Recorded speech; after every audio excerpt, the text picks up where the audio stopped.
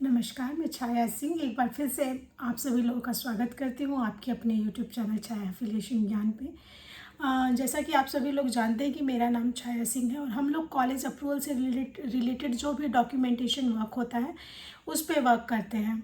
जैसे कुछ भी नई अपडेट अगर आती है इस फील्ड में एजुकेशन सेक्टर में, तो मैं उससे रिलेटेड टॉपिक्स पे वीडियो अपडेट करके कॉलेज जो मैनेजर्स हैं जिनका स्कूल कॉलेज चल रहा है उनको अपडेट करती रहती हूँ। तो आज की एक बहुत बड़ी इन्फॉर्मेशन झारखंड और उत्तर प्रदेश के लिए है कि दोनों ही राज्यों में जो नर्सिंग पाठ्यक्रम है, जैसे DMLT, x-ray, physiotherapist, GNM, BSc nursing, ऐसे कोर्सेज के लिए पोर्टल ओपन कर दिया गया है। हालांकि दोनों राज्यों में डेट जो है वो डिफरेंट है। उत्तर प्रदेश में ये 16 तारीख से स्टार्ट होके 30 नवंबर के आसपास इसकी लास्ट डेट है। वहीं झारखंड में ये मौका आप लोगों को दिसंबर तक मिलेगा।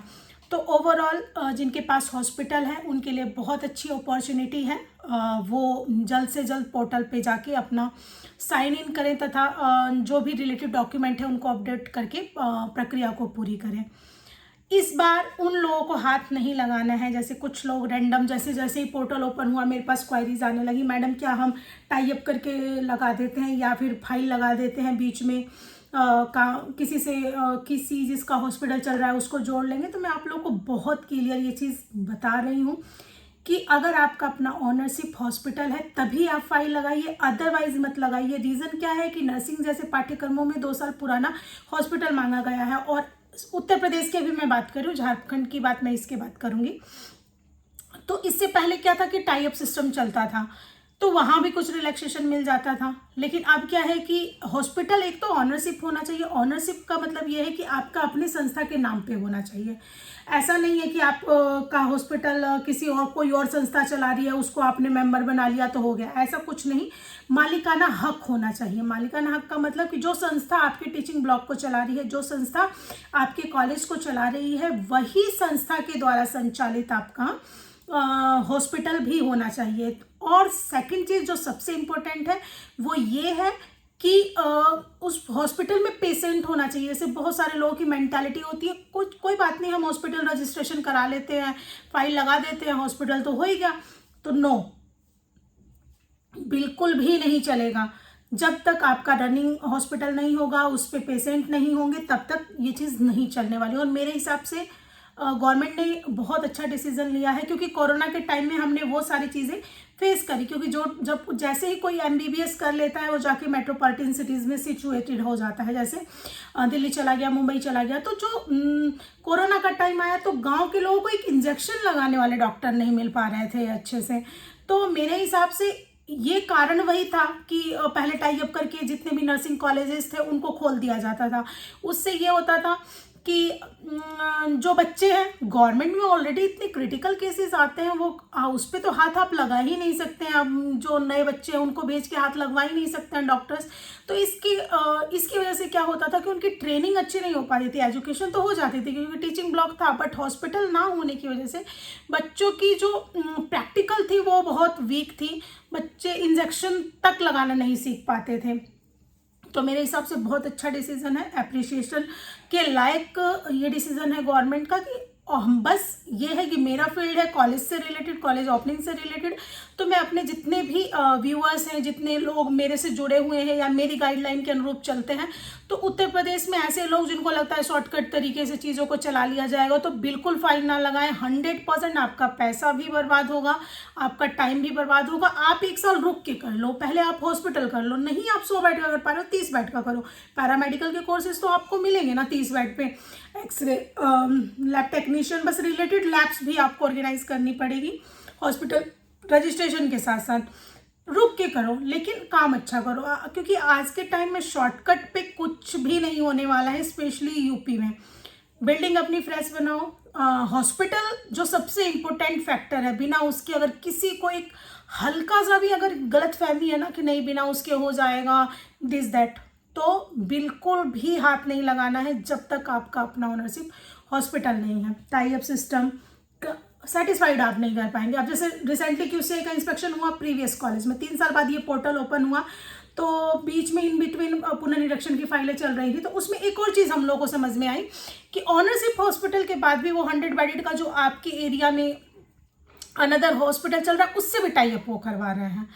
तो एक टाइप से वो 200 बेड का हॉस्पिटल हो गया बीएससी नर्सिंग के लिए। तो कुछ चीज़ें ऐसी आ रही हैं कि अनएक्सपेक्टेड हो जाएंगी, और फिर जो आपका ये जो टेक्निक है ना जुगाड़ वाला, वो वहाँ फेल हो जाएगा। फिर आप यही सोचोगे कि इससे अच्छा मैं लॉ कॉलेज खोल लेता, मेरा पैसा समय सब बर्बाद हुआ।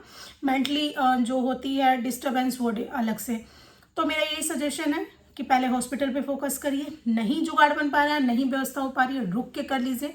जरूरी नहीं है कि डायरेक्ट बीएससी नर्सिंग पे जाए, छोटे प्रोजेक्ट से शुरुआत करिए, वहाँ आपको सक्सेस मिलेगी। इनकम जब आता है तो कॉन्फिडेंस साथ के साथ अपने आप आ जाता है।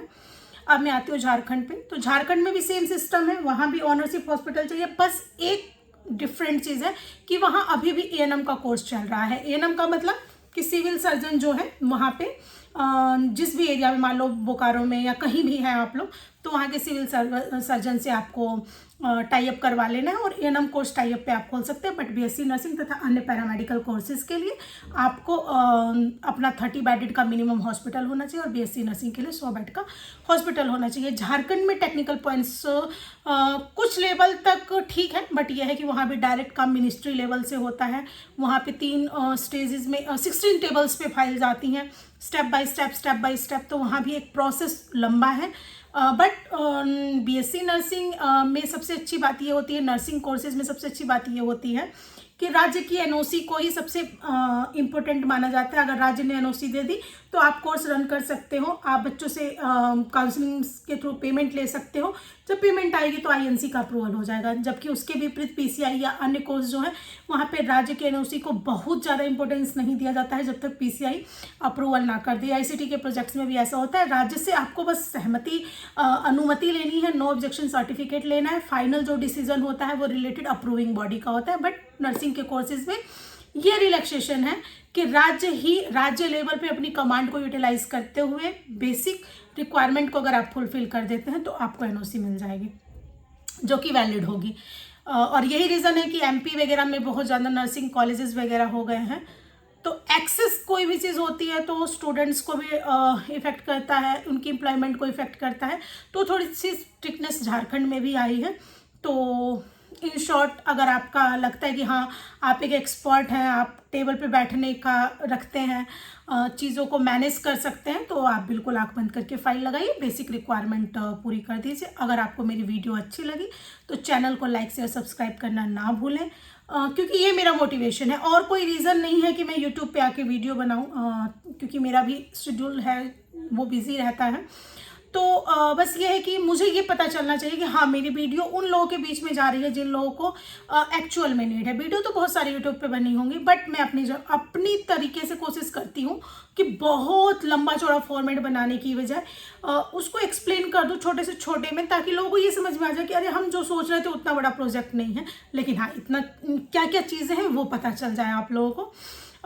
बाकी यही है कि अगर आप चैनल को लाइक करेंगे तो मुझे थोड़ा मोटिवेशन मिलेगा। उम्मीद करती हूँ आपको मेरी ये वीडियो अच्छी लगी होगी। कोई क्वायरी हो या इससे रिलेटेड जो मानक है उस पर अगर आप वीडियो चाहते हैं तो मुझे कमेंट करें। देन मैं लाइव सेशन संडे को अगर मैं फ्री रहूँगी तो लाइव सेशन लगा दूँगी और उसमें जो भी नर्सिंग से रिलेटेड क्वायरीज हैं वो आप लोग पूछ सकते हैं। आप लोगों के प्यार के लिए थैंक यू।